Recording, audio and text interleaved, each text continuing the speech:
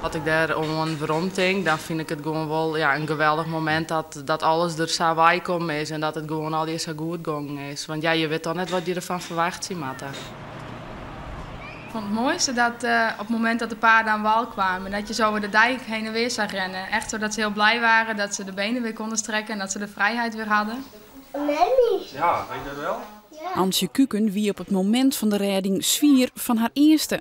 Mijn ouders wisten het wel dat ik het ging doen, die wisten ook hoe het ervoor stond.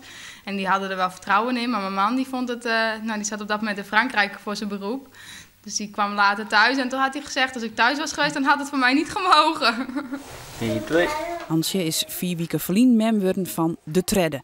Nick en ik Hinke is intussen mem. Zoen ze het nou wedwan, zijn reddingsactie. We zoen er wel eerst goed over nadenken voordat we het wedwan zoen.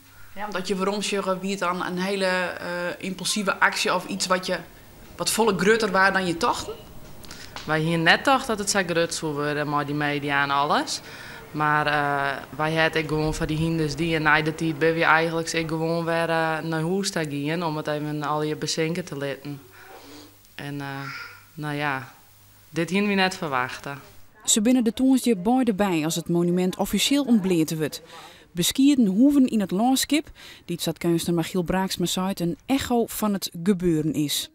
Ik had een hek gebruikt als een soort grens. Aan de ene kant heeft een tableau met een hele prutte hoeven die het dringen en de vrees steeds maar duidelijk maakt.